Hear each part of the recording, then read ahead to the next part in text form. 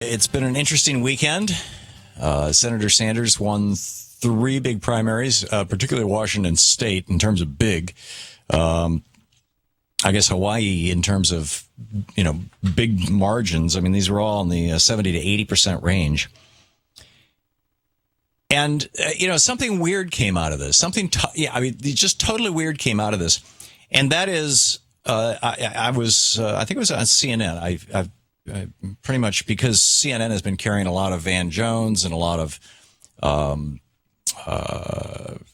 Bill Press and a lot of Katrina vanden Heuvel, and I haven't seen any progressives over at MSNBC. So when on the occasion that I might be looking for news, particularly on the weekend, that's where I've been going. And I heard this commentator on CNN say, well, Bernie Sanders, in order to win, is going to need 73% of all votes going forward. And I'm like, what?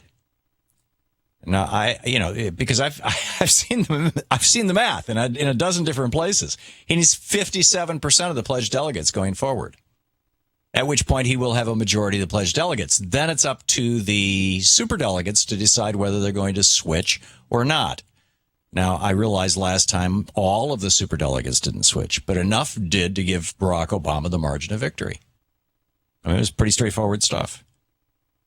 So the 73%, where did that number come from? Well, that is if you assume that all of the pledged, the superdelegates that Hillary Clinton has never go away, never change their allegiance, which is a lousy assumption. It's an ahistorical assumption. It doesn't comport with history.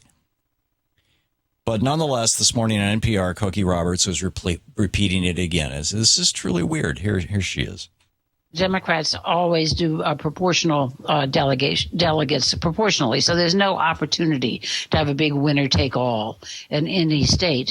And he would have to get 73% of all of the remaining delegates to get the nomination on the first ballot. That's an awful lot to go for.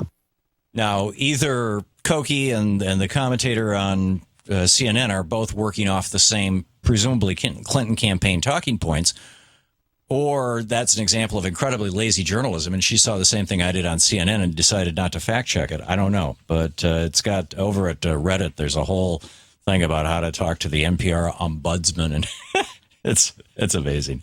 But anyhow, the amount that Bernie has to get is 57%. Now, that's a big lift. And odds are still very, well over 50% that Hillary Clinton will be the party's nominee.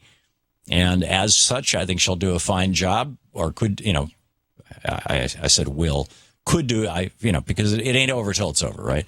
But I think she could do a fine job as both a nominee, both as a candidate and as president. So on the other hand, I think Bernie would do both as well.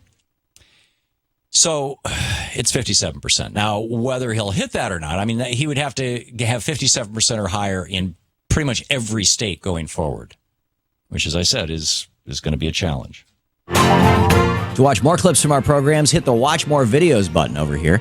And please be sure to hit the handy-dandy subscribe button so you'll always be up to date. Tag, you're it.